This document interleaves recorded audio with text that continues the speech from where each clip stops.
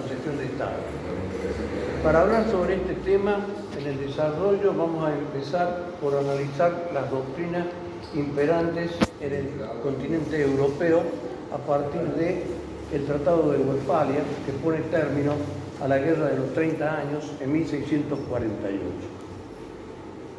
Digo esto porque sustancialmente no hay un concepto en la ciencia política ni desde el punto de vista antropológico unívoco con el concepto de nación.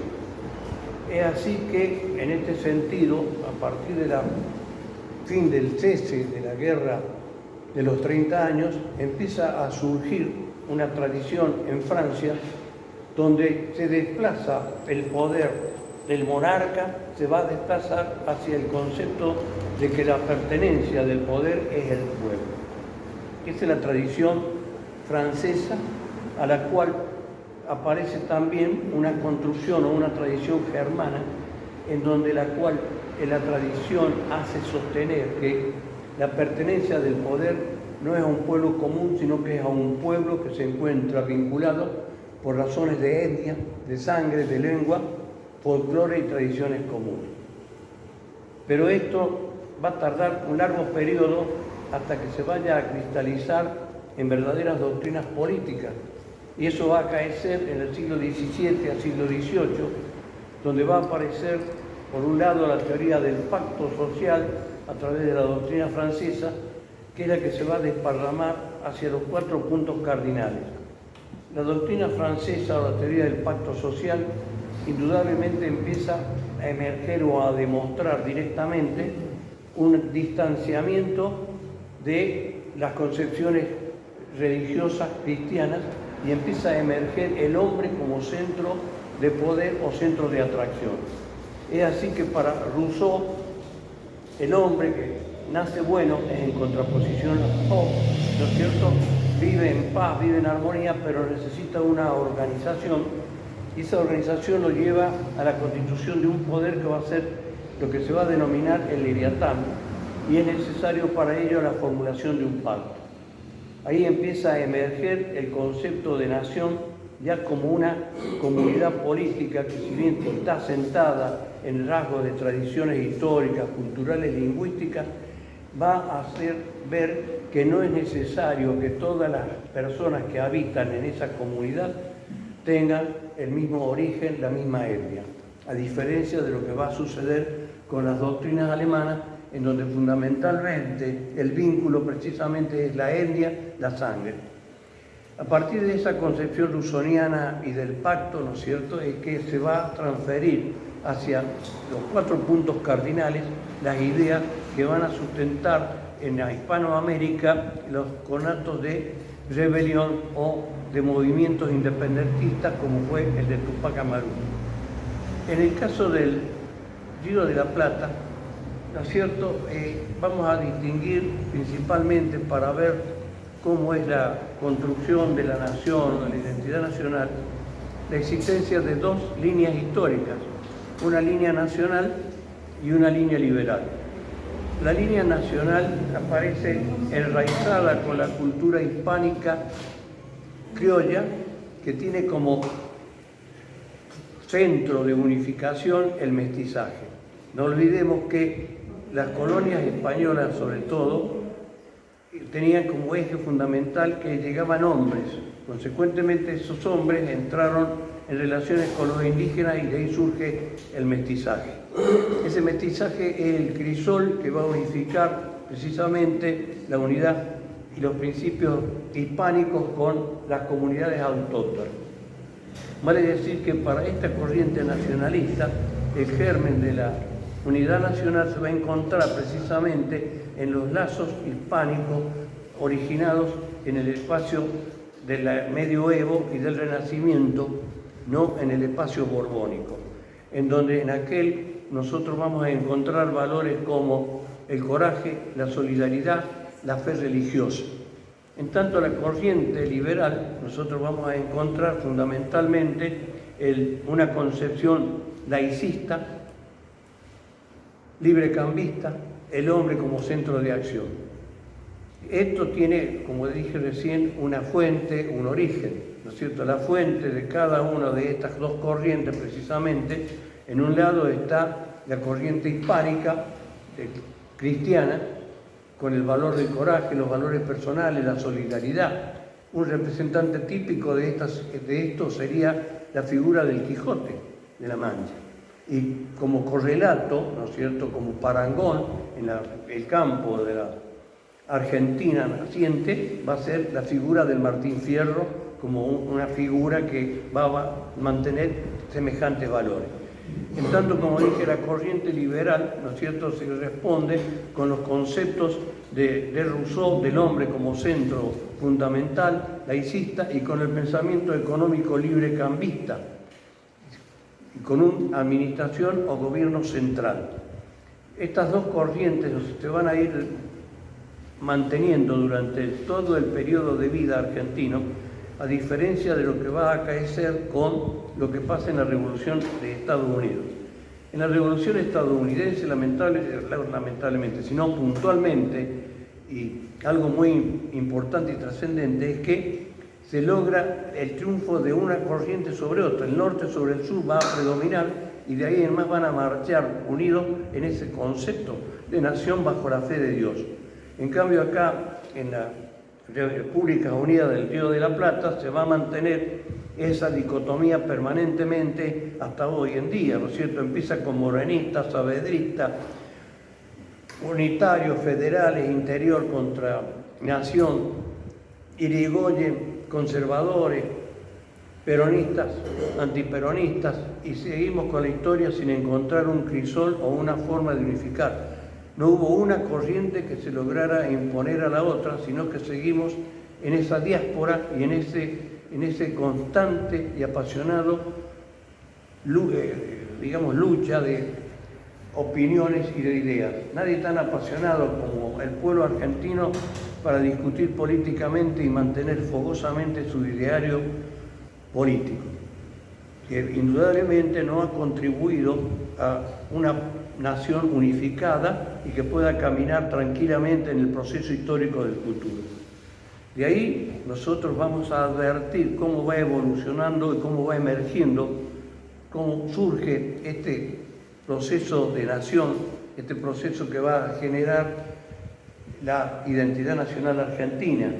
Vamos a comenzar por verlo en la razonada, o mejor dicho, en la Revolución o en las invasiones inglesas de 1806 y 1807, donde por un lado vamos a ver a los peninsulares, a los españoles, que se someten tranquilamente al poder o a las nuevas ideas del Imperio Británico con las modas del librecambismo, y por otro lado lo que va a surgir con los criollos a través de Cornelio Saavedra manejando el regimiento.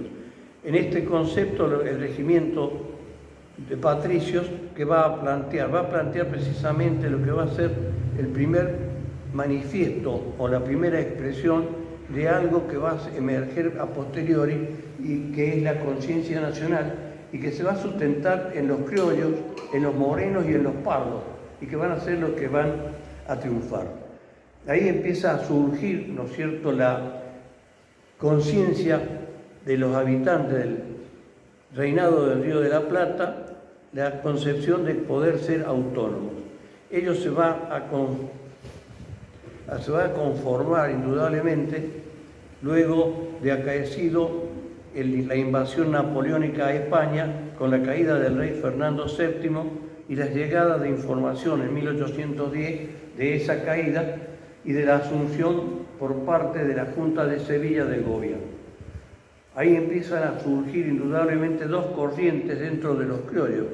Una corriente de los criollos en ese contexto se va a sentir imbuida por los pensamientos liberales, por los pensamientos del pacto social, por las ideas de la retroversión, pero fundamentalmente va a ser también el hombre centro y va a ser laicista.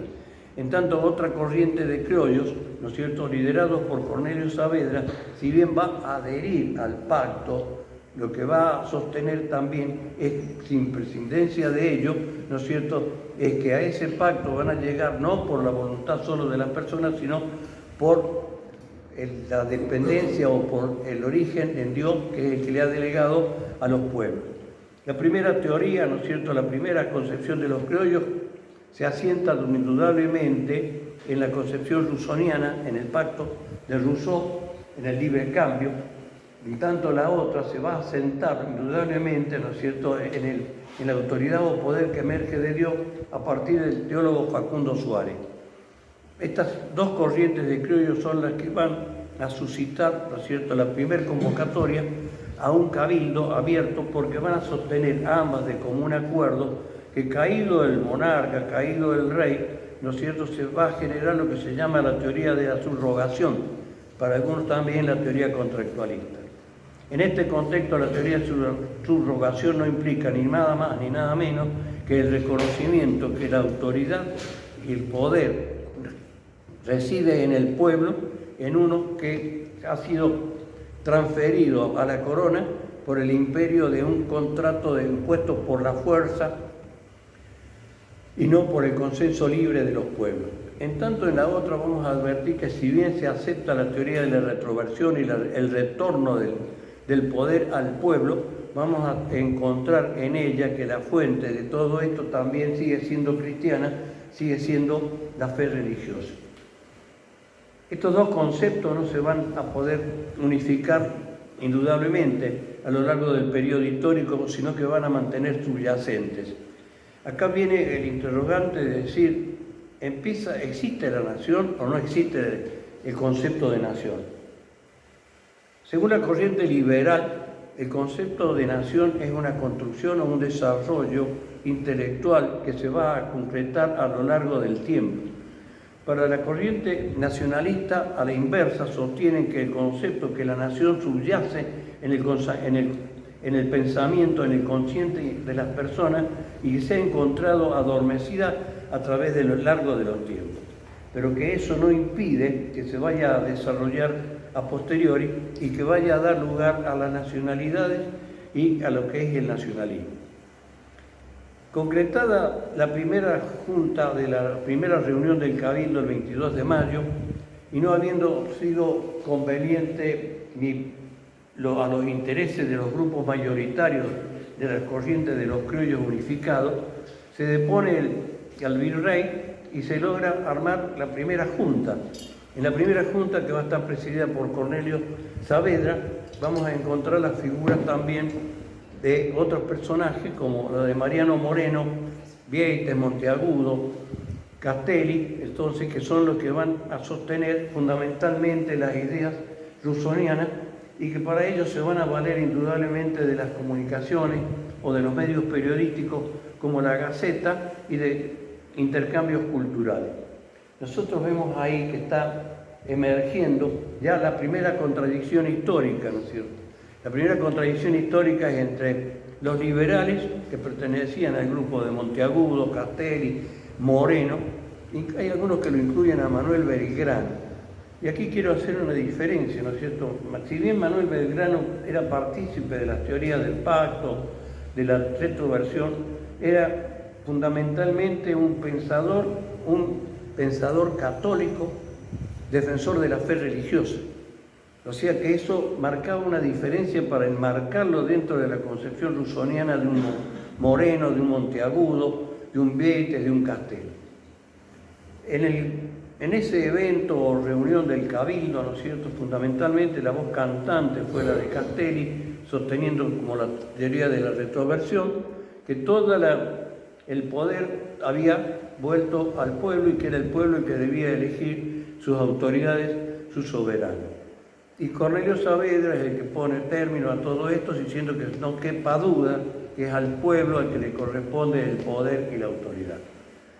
De ahí en más nosotros vamos a ir viendo que existe todo un proceso de designación de gobiernos que no van a durar demasiado en el tiempo por distintas disputas intestinas entre el centralismo y lo que va a ser la autonomía.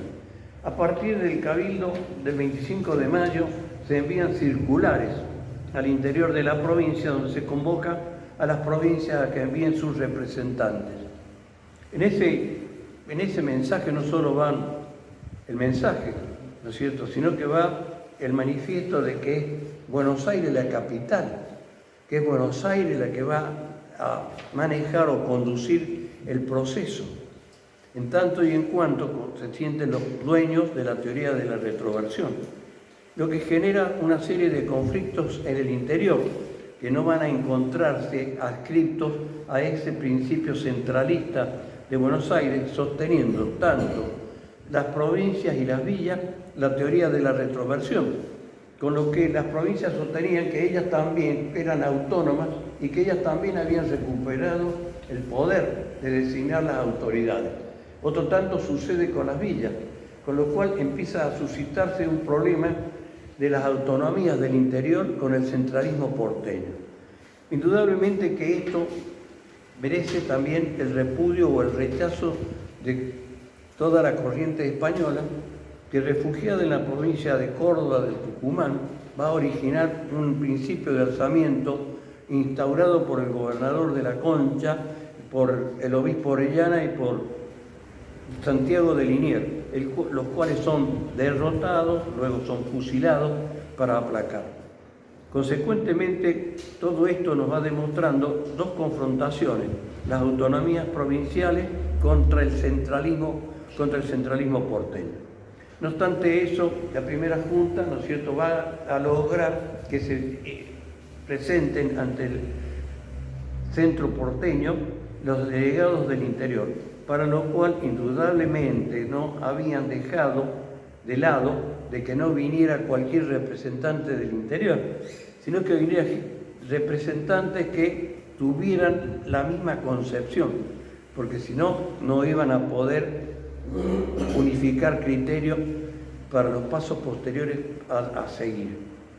En esa contienda de autonomías provinciales y gobierno central, para formar lo que se denominó la Junta Grande, se arma una gran disputa entre Cornelio Saavedra y Mariano Moreno, que es lo relacionado con la teoría de la representación y la teoría del mandato. En esa teoría hay quienes sostenían que los delegados del interior tenían un mandato imperativo, con lo cual se anteponía ese concepto de mandato imperativo a la idea de unificación nacional, entendía Moreno, con lo cual debilitaba la posibilidad de mantener un gobierno autónomo e independiente, y él empieza a sostener la teoría de la representación, en la cual los delegados del interior eran representantes, llamémosle así, diputados de la nación.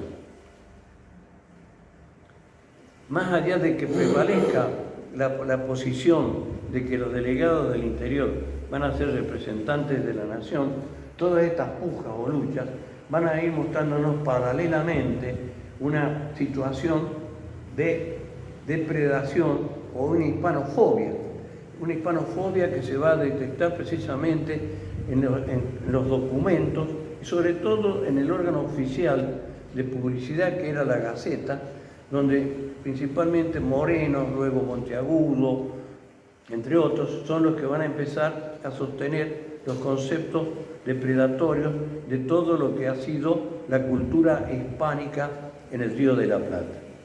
En ese contexto, ¿no es cierto?, vamos a ver aparecer las publicaciones de Moreno de repudio a los hispanoamericanos por habernos tratado en forma desigual a los criollos con los peninsulares, el trato comercial y económico despectivo, ¿no es cierto?, por lo cual ellos sostenían que ellos habían sido subyugados por la fuerza y no por el consenso de los pueblos. O sea que España significaba para ellos lo antiguo, lo retrógrado, lo no racional. A esa posición se enfrenta el Dian Funes, ¿no es cierto?, que si bien reconoce la existencia de un pacto, lo habla como un pacto de los pueblos con consentimiento y con libertad con el monarca español, por el cual le han transferido y le han dado la autoridad para que le garantice la defensa mediante el pago de los tributos. En esa diatriba se mueven estas dos corrientes de opinión los órganos oficiales del movimiento libertario. Estas situaciones, ¿no es cierto?, van también paralelamente de la mano a la necesidad de ¿qué? De mantener la defensa de la autonomía del gobierno a través de la formación de ejércitos y de expediciones. Así se van a organizar expediciones a la banda oriental, se van a organizar expediciones al Paraguay y al Alto Perú. Todas estas expediciones van a tener resultados dispares. La de Montevideo logra victorias parciales y derrotas parciales, logra en algún momento imponer autoridades autóctonas, como fue el caso de la figura de Artigas, ¿no es cierto?, Artigas se identifica con la unidad de la Liga Nacional de todas las provincias que conformaban el virreinato del Río de la Plata, en tanto que en Paraguay va a suceder a la inversa, en donde el enviado Mariano Moreno no logra derrotar a las fuerzas realistas, sino que tiene que abdicar y tiene que claudicar con el gobierno de Francia en aquel momento, y firman un tratado de paz y armisticio por el cual reconocen al Paraguay la facultad de elegir sus propias autoridades y que más tarde va a dar lugar a que Paraguay se declare su independencia. En cuanto a la expedición que se manda, a la expedición al norte, vamos a darnos cuenta, vamos a advertir que sucede algo sorprendente, que a la orilla del río del Paraná, Manuel Belgrano enarbora el pabellón argentino por primera vez, el cual empieza a mostrar la existencia de un símbolo que es uno de los elementos esenciales también para la conformación de la nación. Pero este símbolo no es aceptado por el gobierno central y no acatado.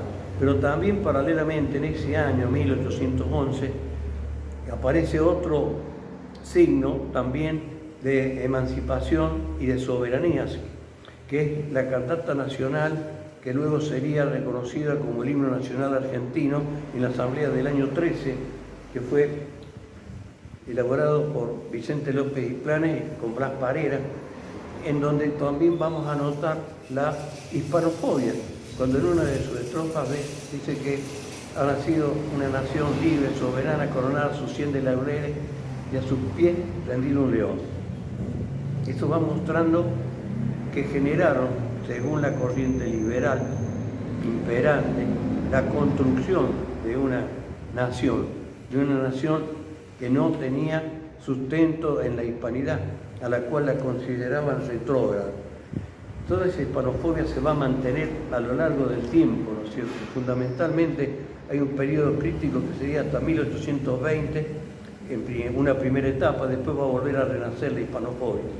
Pero esa hispanofobia que estamos mostrando, y esa estrofa del himno, va a ser sacada del contexto durante el gobierno de Roca, pero no es porque quisieran reconocer solamente la cultura hispánica, sino que era consecuencia de las gran corrientes migratorias provenientes de España y de Italia.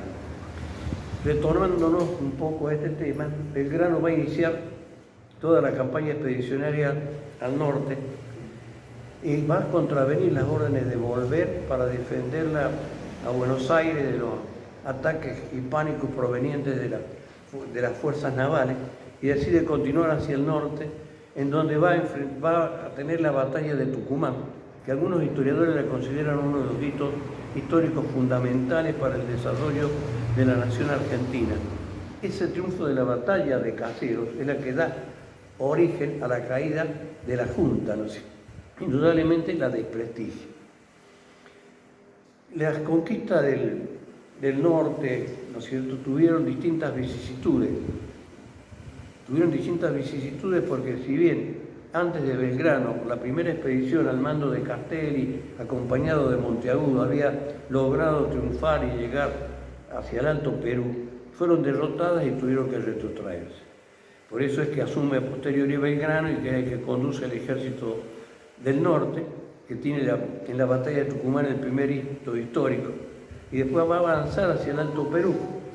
Y acá va a suceder con las derrotas de Ayohuma y el éxodo jujeño, que va a mostrar por primera vez también otro hito interesante de manifestación del pueblo unido, del pueblo criollo unido con españoles autóctonos y criollos nacidos, el identitario de algo que se contrapone con los realistas y que es el de tener un gobierno autónomo.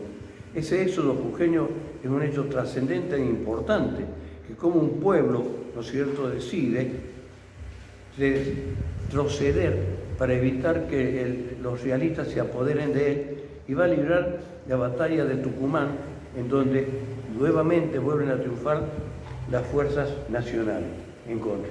Pero todo este periodo, hago hincapié, va mostrando en los periódicos, en toda la influencia, la creación para los liberales de una concepción de lo nacional como algo nuevo, sin sustento en las tradiciones hispánicas y criollas.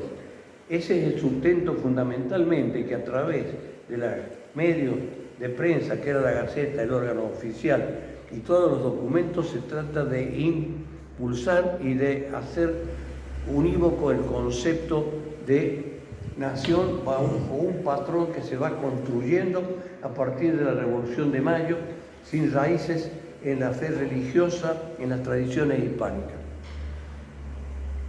Hago hincapié en esta situación porque es la matriz de las dos corrientes que indudablemente han conducido los destinos de este país bajo distintas formas. En el caso de la evolución del concepto de nacionalidad, vamos a ver cómo a posteriori de todos estos procesos, que no me voy a tener que detener tanto en detalle de los distintos gobiernos que han ido sucediéndose continuamente desde 1810 en adelante, sino que me voy a referir a algunos de ellos en cuanto a hitos trascendentales o fundamentales que van a servir para configurar la unidad nacional o el concepto de nación, tanto para la concepción nacional como para la concepción liberal, la cual vamos a notar algo que es fundamental. La historia oficial ha borrado precisamente la concepción nacional de raíces hispánicos criollas, fundamentalmente, y la ha borrado de tal manera que a través de todos los medios lo único que ha ido haciendo es generar una xenofobia a los realistas con una degradación, depreciación de las tradiciones, de la fe religiosa, de las instituciones. En este tema de las instituciones no es casual la crítica de Mariano Moreno al Consejo de Indias, ¿no es cierto?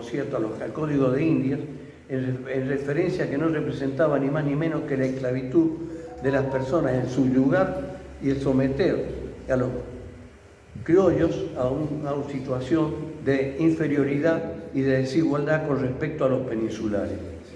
Todo ello sostiene fundamentalmente la ausencia de una corriente cultural hispánica, que es la que se sostiene a través de los movimientos de los criollos autonomistas, y fundamentalmente emerge en una figura como es la de Artigas.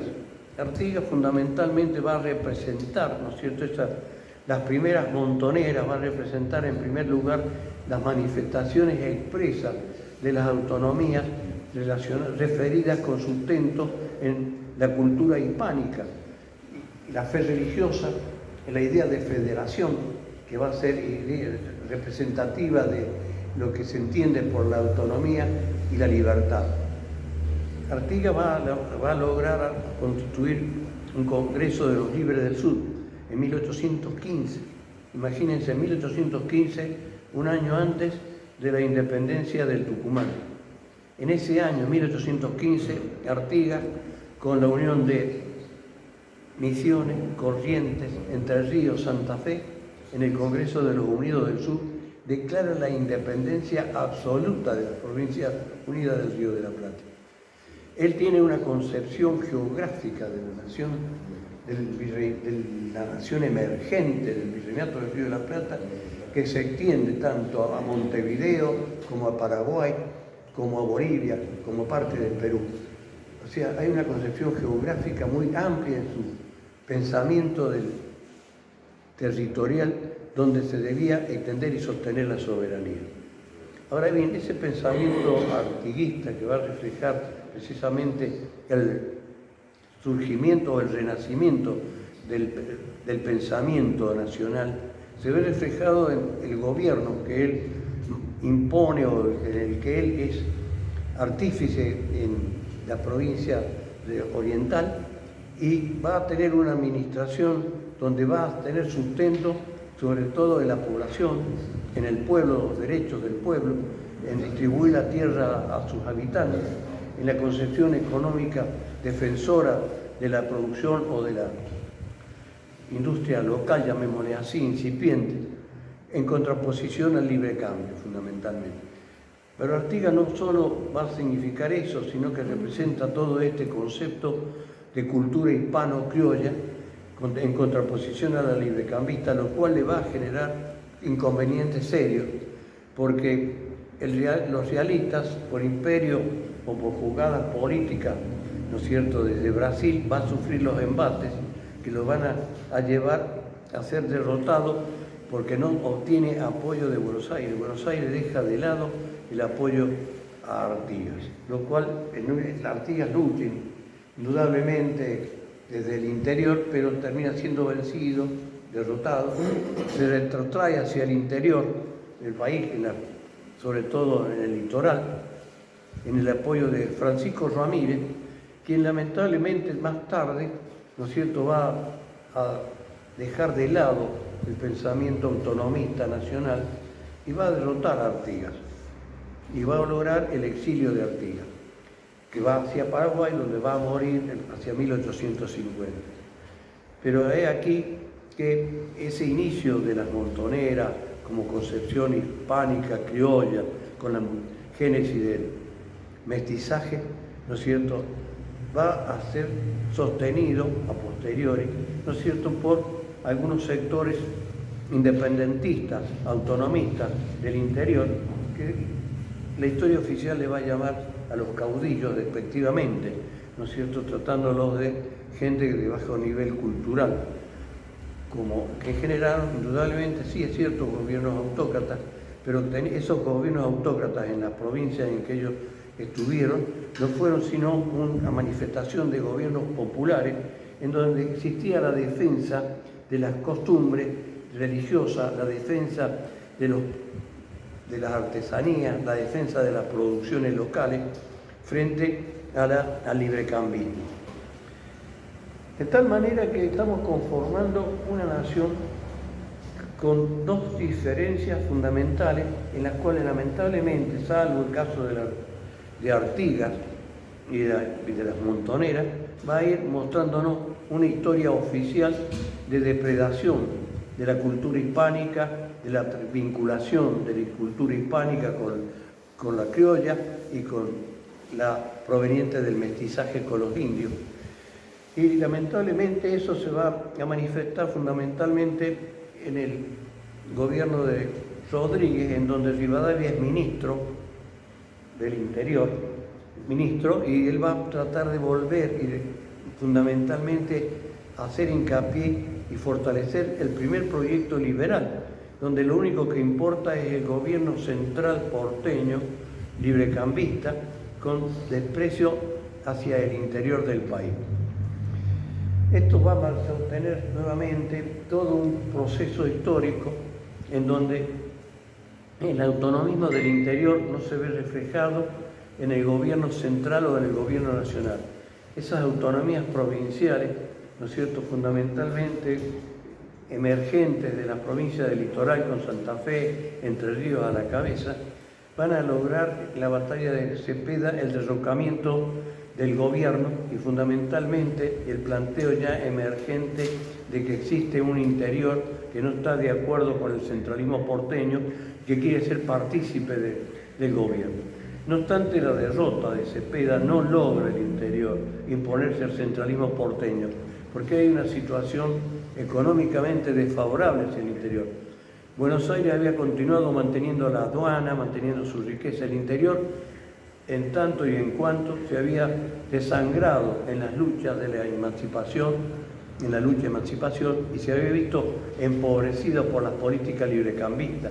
Consecuentemente no tenía un potencial económico no tenía fuerzas militares organizadas, no tenía armamento. Entonces esa lucha solamente sirvió para, si bien provocar una derrota, no poder imponer sus pretensiones al gobierno nacional de lograr una participación. A partir de ahí se van a suscitar una serie de gobiernos en los cuales va a volver nuevamente nuestro querido Rivadavia y su iluminismo hacia 1826, donde va a lograr nuevamente restablecer el predicamento liberal, constituir una central unitaria que es Buenos Aires, con desprecio hacia el interior, donde no tiene representación ni participación las corrientes del interior. Normalmente a eso se lo ha denominado ese centralismo unitario y al sector autonomista se lo ha denominado federal. En realidad es centralismo y autonomía. En ese centralismo vuelve a aparecer el problema, como dije recién, el problema del pacto social, del libre cambio, del sojuzgamiento hacia el imperio británico y fundamentalmente la toma de empréstitos que van a constituir la primera deuda argentina, como es el caso del empréstito Baring Brothers, que supuestamente se utilizaría para la construcción de puertos, que su destino ha sido denostado o no hay una certeza clara a dónde fue a parar, si fue a parar a las casas de cambio que se asentaban en Buenos Aires, manejadas por inescrupulosos comerciantes británicos, o si fue a parar a las arcas del poder. Es un destino que realmente no tiene precisión en cuanto a dónde fue dirigido. Pero sí, lo que sucede en ese contexto también es que hay un problema de defensa de la integridad de Buenos Aires ante la prepotencia del gobierno de Brasil, o mejor dicho, los gobiernos portugueses, y que va a originar un conflicto militar armado en el cual, si bien Argentina en Ituzaingó va a derrotar a Brasil, la debilidad económica de Argentina, dicen algunos historiadores, lleva a que se firme un armisticio desventajoso para los intereses de Buenos Aires. Todo esto va a originar esa caída, esa derrota diplomática de Rivadavia, va a originar la caída de Rivadavia. De ahí en más se va a suscitar una serie van a seguir suscitándose conflictos de autonomías entre las provincias y su participación necesaria en la administración central. Pero hasta acá sí vamos advirtiendo una concepción nacionalista representada por la cultura hispánica, criolla, representada por las autonomías provinciales, posteriormente representada por los caudillos, fundamentalmente por Artigas, de conformar una nación con una cultura hispano-criolla que tiene su tradición en su lengua y toda su historia y la fe religiosa cristiana. No así en la corriente liberal, que es la que va a sostener fundamentalmente al hombre como centro de todas las cosas. En este periodo, en este contexto, ¿no es cierto?, vamos a ver emerger la figura de Juan Manuel de Rosas. Juan Manuel de Rosas, que es un ganadero, que tiene arraigo entre el sector ganadero, el sector saladero, pero fundamentalmente tiene una raigambre y una fe religiosa fundamental que lleva a que él, por su personalidad, por las características que tiene, ha tenido una representatividad popular que lo hace que sea electo gobernador de Buenos Aires y designado como el restaurador. Si bien en ese periodo Rosas no se dedica a la constitución de la Confederación, se va a dedicar al restablecimiento del orden, al restablecimiento de la economía, al restablecimiento de la pacificación, al reconocimiento de las autonomías provinciales. Pero fundamentalmente lo que va a hacer es un gobierno de administración y de pacificación. Él va a lograr armonizar todo en un pacto federal que se suscribe con la provincia del Litoral, que es el famoso Pacto Federal de 1831, que la mayoría de los historiadores lamentablemente lo presentan como un acuerdo, una alianza defensivo en contra el general Paz en contra de la provincia de Córdoba. Pero aquí hay algo que llama poderosamente la atención, y es que Mitre reconoce en el Pacto Federal la piedra fundamental del federalismo. Y no es menor esa apreciación de Mitre, porque es cierta. En los artículos del Pacto Federal, más allá de la alianza defensiva, ofensiva, del Pacto de Alianza de Pacificación, existe una cláusula expresa, concreta, que convoca a la constitución de un Congreso Constituyente de un Estado federal. Empieza a aparecer por primera vez la figura de lo federal en contra de la concepción librecambista, centralista, unitaria y porteña. Es la primera vez que aparece, concretamente, oficialmente, no solo aparece acá. Lamentablemente ya tenía un antecedente, como dije recién, que fue Artigas, ¿no es cierto?, en su famoso Congreso de los Pueblos Libres del Sur, que ya había declarado la independencia absoluta. Pero acá se plasma en lo que es el territorio nacional, en la parte territorial, en el centro porteño precisamente, con el Tratado del Pacto Federal, ese principio, la constitución y la conformación de un gobierno federal donde tenga representación la autonomía provincial. Lamentablemente, ¿no es cierto?, esa concreción de ese Congreso Constituyente va a demorar mucho en el tiempo. Ello va a demorar porque ya en la segunda gestión de don Manuel de Rosas, como representante de la Confederación Argentina, ¿no es cierto?, va a lograr dejar de lado un poco las apetencias de los grupos ganaderos, porque se va transformando la economía un poco de la ganadería tradicional, clásica y de los saladeros, va a ir llevando hacia la cultura lanar. Urquiza, por su parte, que también es partícipe de la cultura de la ganadería, también se va a enrolar con los grupos laneros.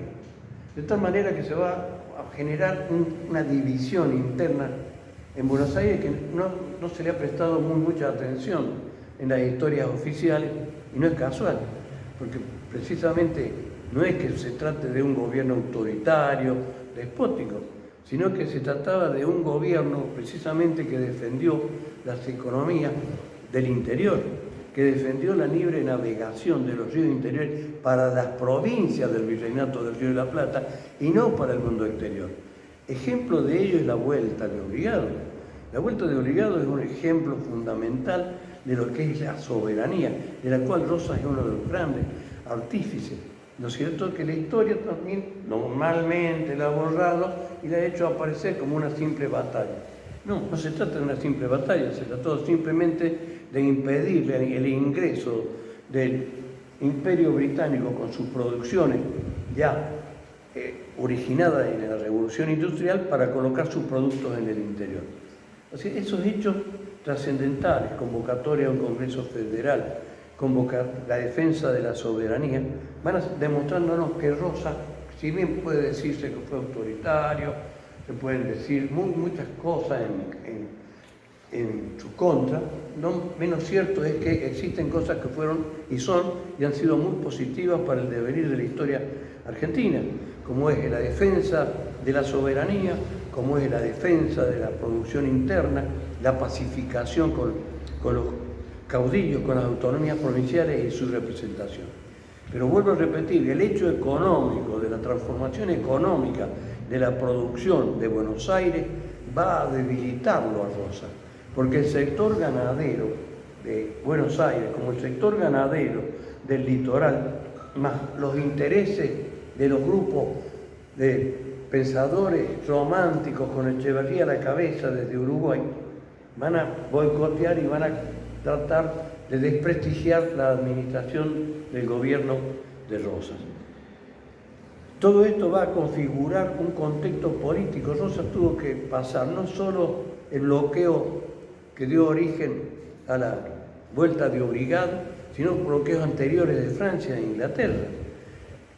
Tuvo que soportar indudablemente el bloqueo anglo-francés, que culminó con la Vuelta de Obligado y llevó a algo que fue fundamental para Rosas, que fue el triunfo diplomático de Rosas logrado con los tratados internacionales celebrados con Inglaterra y con Francia primero, donde se reconoció la autonomía del gobierno nacional. Entonces esos hechos fundamentales son los que prestigiaron a este Rosas, denigrado por parte de la historia y reconocido por San Martín. Pero lamentablemente todo se borra en esta historia. ¿Y se borra por qué?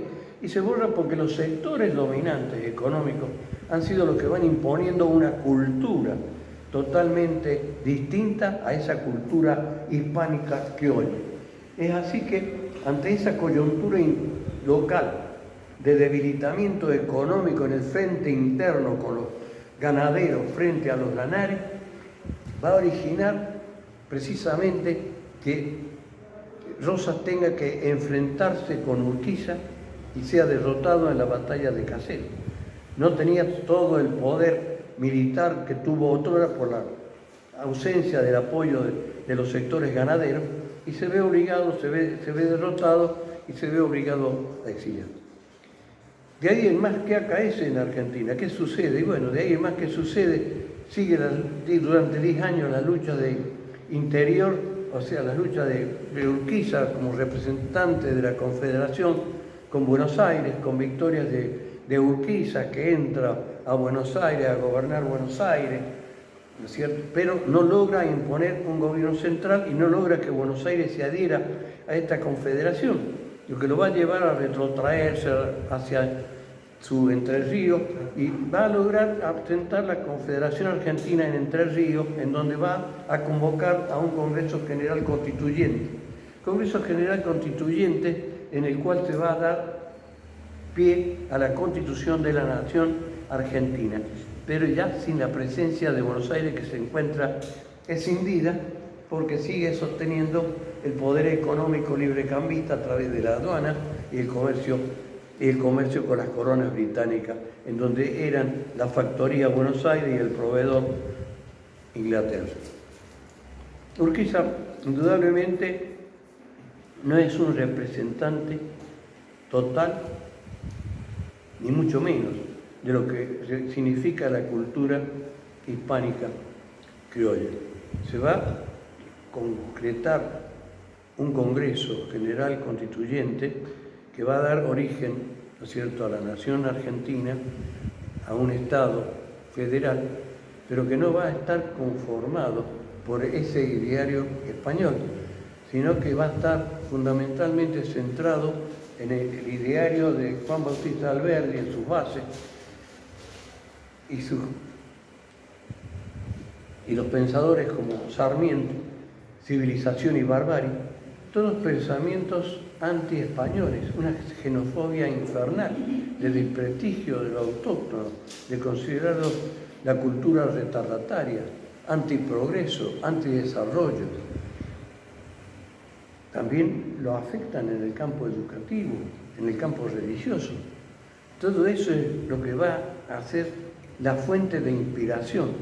Todo ese odio, todo ese rencor es lo que va a dar lugar a esta Constitución, que si bien, ¿no es cierto?, va a dar lugar a la constitución de un Estado federal, ese Estado federal que ellos van a plasmar, ¿no es cierto?, ya con la existencia de 3 poderes, que tiene su origen en las teorías republicanas de Montesquieu, que pone coto un poco a la figura del Leviatán, de Rousseau, en el sentido de que es necesario la existencia de un poder que una a todos los habitantes de la nación, pero ese poder puede transformarse en absolutista, puede degenerar, para lo cual, para Montesquieu necesitaba otro control de otros 2 poderes, que fue el poder judicial y el poder legislativo. Poderes que debían ser autónomos e independientes entre sí. Ni el poder ejecutivo podía entremeterse en el legislativo, ni el legislativo en el ejecutivo, ni el judicial en el legislativo, ni el legislativo en el judicial, viceversa. Ningún poder podía entrometerse entre los otros. De manera tal que este sistema republicano iba a servir de control del poder absolutista e iba a generar la posibilidad del desarrollo de la nación en forma armónica. Porque si bien un hombre podía ser un iluminado, tarde o temprano podían transformarse en un ser despótico, dueño de todo el poder. Toda esa teoría se ve reflejada en nuestra Constitución Nacional. Pero es aquí que toda esta figura dogmática que aparece como el baluarte, el tesoro de la unidad nacional, es una patraña. Porque indudablemente, ¿qué es lo que hace? Normativamente sí hemos constituido el Estado federal. Pero ¿qué es lo que hace?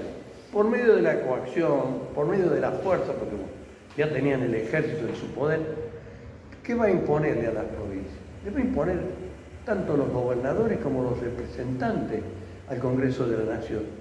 De manera que esos representantes de la Nación no van a ser representantes de las autonomías provinciales, sino que van a ser representantes del ideario liberal.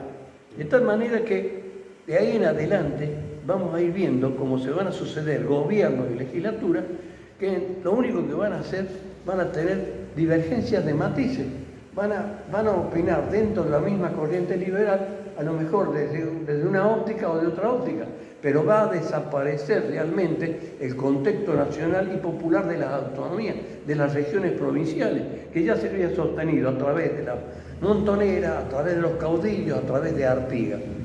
Y aquí va a generarse todo un desarrollo histórico, político, cultural de un gobierno de élites, ¿no es cierto?, que va a tener fundamentalmente, ya tenía en Rivadavia el arquitecto, en Mitre el constructor, y en Roca va a tener el conductor ideal. ¿Por qué? Porque Roca emerge con la conquista del sur, con la Patagonia, como un representante del interior. Grave error del interior, de las autonomías provinciales, porque Roca, cuando asume, indudablemente, se va a aliar con esos grupos de intereses portuarios, se va a aliar con Buenos Aires y va a desconocer al interior.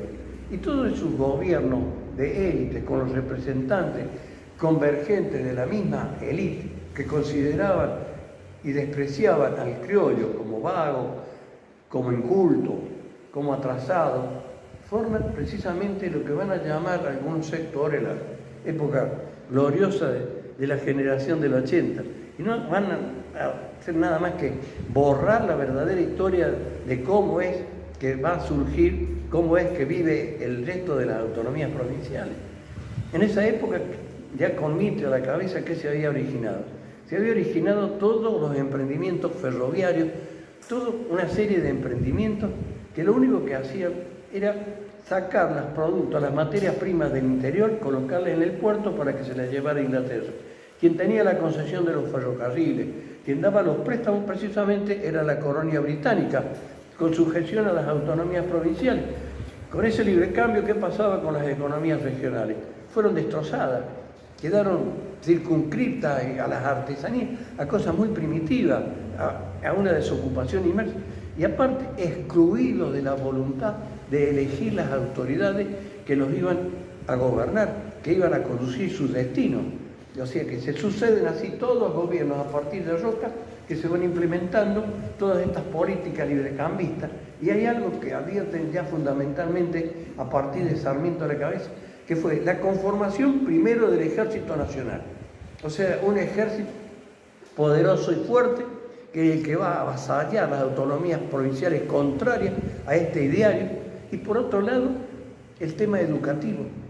En el tema educativo, la ley 1520, ¿no es cierto?, es la que va a denostar el catolicismo, el cristianismo y la fe religiosa de las Provincias Unidas del Río de la Plata, y va a imponer el laicismo, va a imponer a través de la educación un contexto cultural en donde el cual construyen la nación a partir de los personajes o de héroes militares y no comprometidos aparentemente por ello con la cuestión nacional y con las autonomías. Para ellos aparecen como héroes San Martín, Belgrano, entre otros, y los símbolos, el himno, la bandera, el escudo, pero nada más que símbolos, aparecen como personajes que no han tenido injerencia política y que no ha habido una política y una concepción nativa, originaria, distinta de esta que surge imbuida de Rousseau en adelante. Y bueno, lamentablemente fueron los factores dominantes los que impusieron a través de la cultura, a través de la educación, a través del poder económico, a través de las fuerzas militares, las que van imponiendo la sujeción de gobierno hasta 1916 en los cuales el patrimonio cultural era fundamentalmente pro-británico, ¿no es cierto?, librecambista y verdaderamente no nacional. ¿Por qué? Porque faltaba la representatividad popular de las autonomías, de las provincias en el gobierno nacional. ¿Qué es lo que está sucediendo en el mundo? En el mundo toda esta teoría republicana de los tres poderes también va a encontrarse con la aparición o el surgimiento de otros estamentos sociales que van creciendo, que son los trabajadores. Van surgiendo doctrinas socialistas, van surgiendo doctrinas que van logrando aumentar y potenciar su presencia en el Parlamento. De tal manera que tanto en Europa continental, en la República, con el gobierno de los ilustrados, empieza a aparecer el segmento popular. Esa cuestión también se va a ver reflejada en la Argentina. Y se va a ver reflejada en la Argentina a partir de las migraciones de 1890. Todas esas corrientes migratorias van a hacer que se constituyan en individuos, en sujetos que van a traer ideologías políticas extrañas y costumbres distintas que se van a sumar a las costumbres autóctonas, pero que van a empezar a reclamar su presencia en el gobierno central. Vamos a tener la Revolución del 90, ¿no es cierto?, con Juárez Celman, que fue supuestamente uno de los integrantes de la generación del 80, que generó una administración totalmente endeudada, totalmente destrozada, y que va a dar lugar a que surja Pellegrini, hombre de Córdoba, ¿no es cierto?, que va a tratar de poner un poco de orden económico en la situación. Pero esas manifestaciones populares, esa corriente migratoria, va a ir obligando, ¿no es cierto?, con su movimiento, con sus revoluciones, no revoluciones, llamémosle azonadas, ¿no es cierto?, que el gobierno centralista empiece a verse resentido políticamente por esa presencia mayoritaria ya. Pero también van a suceder procesos económicos, ¿no es cierto?, esa abundancia, de esa riqueza de las élites, de los estancieros, también va a verse seriamente afectada porque en las relaciones internacionales de cambio, ¿no es cierto?, no son las mismas que en su momento, ¿no es cierto? Entonces, ¿qué va a pasar en el frente interno? Indudablemente hay un debilitamiento de esas fuerzas económicas, de esas élites, y va a llevar a que, indudablemente, Roque Sáenz Peña, obligado por todas estas circunstancias, por todos los problemas económicos de la Europa, los problemas internos argentinos de colocar sus productos o recibir los productos extranjeros, se vea obligado ante las azonadas populares a establecer el voto popular, el voto universal, popular y obligatorio. Con este voto universal, popular y obligatorio va a llegar al gobierno de la nación argentina el pueblo. Y el pueblo va a llegar a través de don Hipólito Yrigoyen, o sea, figura representativa de la Unión Cívica Radical. Yo hablo de Hipólito Yrigoyen y no hablo de la Unión Cívica Radical porque es la figura de Hipólito Yrigoyen, hombre imbuido del krausismo, el que indudablemente va a ser el arquetipo que interpreta la esencia del interior inconsciente de la Argentina y las aquiescencias y necesidades de ese pueblo de participar, gobernar y elegir sus autoridades y defender el interior. Y no digo del radicalismo porque en el radicalismo va a aparecer, lamentablemente, más allá de ese gobierno popular nacional, defensor de las autonomías, defensor de la producción nacional, anti-extranjerizante, defensor de la neutralidad, fundamentalmente pese a lo que las élites pedían, el que representa mejor el pensamiento nacional.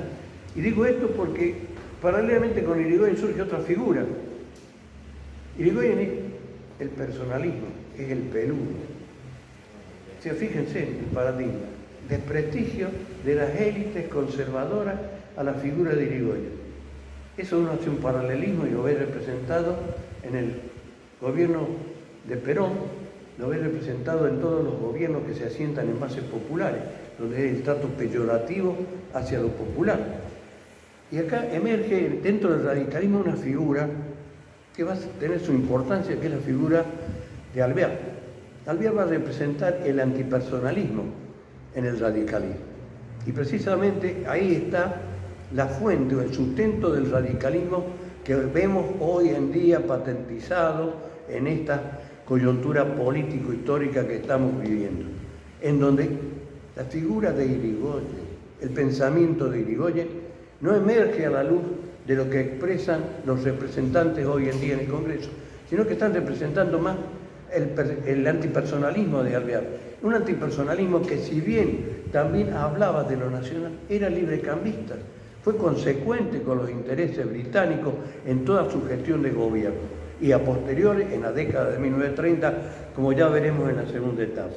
Pero es hasta esta etapa, fundamentalmente, donde en una retrospectiva vemos en el origen del nacionalismo, el origen de la nación, el origen de la soberanía, en una concepción hispánico-criolla con un crisol en el mestizaje, donde se encuentran los idearios de las instituciones, de la fe religiosa, de la cultura, de la autonomía, de la independencia, de la libertad, del coraje, de la personalidad, magníficamente representados en la figura de Quijote, como dije antes, en la España medieval, y que en la Argentina lo va a representar la figura de Martín Fierro, que es levantada entre otros grandes pensadores argentinos como el elemento representativo y que va a surgir con la corriente de Irigoyen como elemento catalizador de lo argentino, de lo criollo, de lo auténtico.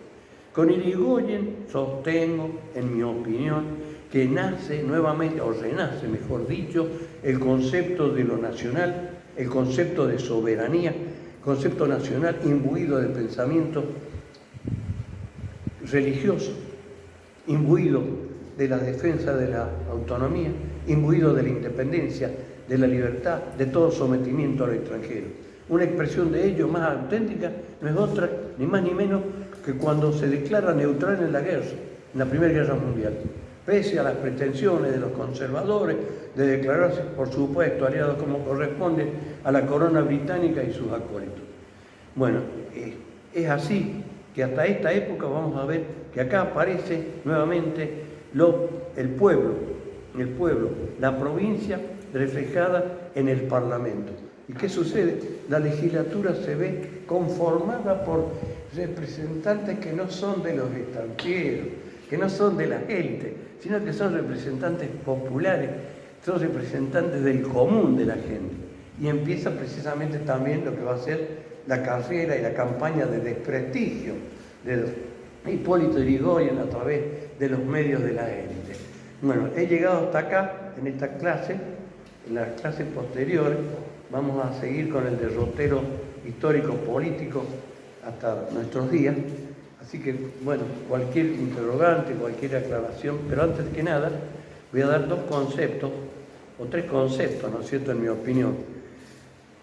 ¿Qué es la identidad nacional? Bueno, la identidad nacional, ¿no es cierto?, es algo que es una creación, es algo que no es natural, es algo que psicológicamente surge en las personas, es un sentimiento de ser parte integrante de una comunidad histórico-cultural ligada por la nación.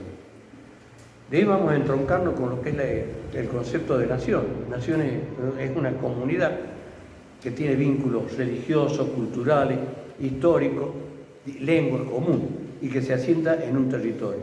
Ahí vemos la concepción de nación como concepto territorial, que es lo que se ve y se avisora en los conceptos que señalé allá en el siglo XVII y XVIII en la doctrina francesa, que sostiene que existen dos tipos de naciones, la nación territorial y la nación política. La nación política es aquella comunidad de personas unidas por vínculos culturales e históricos que se encuentran unidas en una nación y en una autoridad común. Ese es el concepto de nación política, comunidad histórico-cultural de personas que reconocen el asiento o que reconocen una convergencia hacia un gobierno único. El Estado, ¿qué es lo que es el Estado? El Estado precisamente es la organización jurídico-política de la nación, donde vamos a tener un poder central, ¿no es cierto?, y los otros poderes que hemos avisorado en el régimen republicano, en el régimen parlamentario va a ser de otra manera, pero en este régimen va a ser un gobierno central y los gobiernos y las autonomías provinciales con los gobiernos provinciales. Nación jurídicamente organizada que se da su propia institución, su gobierno, su forma de elección de las autoridades. Bueno, no sé, ¿alguna pregunta, algo? Quisiera hacerle una pregunta, doctor. Primero agradecerle por compartir su desbordante conocimiento con nosotros, ¿no? Ahora, yo lo venía escuchando, estaba muy expectante a saber cómo analizaba usted el impacto sobre la identidad nacional que tiene un hecho político fundamental y sociológico fundamental y demográfico fundamental como es la inmigración básicamente europea que parte fundamentalmente en 1890 más o menos. Y cuando usted de algún modo redondea su concepto al llegar Irigoyen al poder, sostiene que Irigoyen viene a representar y a reivindicar a las provincias y a atenuar un centralismo. Claro, me faltaría escuchar de la clase que viene a usted, pero yo digo, el centralismo porteño se ha acentuado lejos de atenuarse. Y el irigoyenismo ha continuado a través de Perón gran parte de su concepción. Mi pregunta es, doctor, ¿nos podría ampliar por qué sostiene usted que viendo hoy la Argentina, influida básicamente por el irigoyenismo de entonces, tan centralista, por qué dice usted que viene a haber una reivindicación y una puesta en valor de las provincias a partir de Irigoyen? El advenimiento de Irigoyen, precisamente, hay que retrotraerse un poco con las corrientes inmigratorias que usted mencionaba recién, fundamentalmente, que son las que van a traer hacia la Argentina unos idearios contrarios a lo que es el librecambismo. Vienen socialistas, vienen anarquistas, vienen laburantes, pero gente que no participa en las decisiones políticas. En el irigoyenismo, ¿no es cierto?, esos sectores se van a ver representados fundamentalmente gracias a la ley del voto universal obligatorio, que va a permitir la participación del interior, de los pueblos del interior. Hasta ese momento el Parlamento argentino estaba constituido fundamentalmente por la élite conservadora, por los representantes de los estancieros, por los representantes de los grandes poderes concentrados de Buenos Aires. ¿No es cierto? Si bien había estancieros en Córdoba, había estancieros en varios lugares, pero fundamentalmente es la idea del estanciero la que predomina en el Parlamento argentino. Con Irigoyen llegan al poder representantes del pueblo, representantes del común, representantes de los criollos, que anteriormente no habían podido participar, no habían podido votar. Por eso entiendo, en mi modesta opinión, de que Irigoyen va a representar el ingreso del pensamiento de las autonomías provinciales y de los caudillos y de las montoneras en ese congreso que va a constituir. Irigoyen, más allá de la votación, que gana por el 48%, antes de asumir, ¿no es cierto?, hay manifestaciones populares de apoyo que le piden que asuma. Irigoyen se opone a esa manifestación y sostiene que él debe hacer lo que el pueblo manda, pero dentro del marco de las instituciones. Y en esas instituciones, precisamente, la figura que va a representar la oposición a ese centralismo porteño, a ese gobierno de élites, va a ser precisamente el ingreso a través del voto universal y popular del criollo, de las provincias que reflejan el pensamiento de las autonomías provinciales. Si bien uno puede decir que no todo lo que hizo Irigoyen ha sido una maravilla, ¿no es cierto?, sino que más bien uno puede decir válidamente, sí, que fue el renacimiento de lo popular, de lo nacional, fue la reivindicación de lo popular, ¿no es cierto? En ese sentido es que Irigoyen es un representante natural de ese pensamiento y lo lleva a la práctica y lo asume y lo concreta, ¿no es cierto? Y ese pensamiento que es tan cuestionado por las élites, ¿por qué se cuestiona por parte de la élite? El advenimiento de lo que ellos consideraban el vasallaje, Las élites pensaban que eran los elegidos, que el poder, los derechos eran solo de ellos, que el resto era vulgar, vago, inoperante, servil, que no servía para nada. Era un desprecio total hacia el criollo. No era ya solo el desprecio que tenía la metrópoli con los autóctonos. Esto era más grave, porque era un desprecio cultural.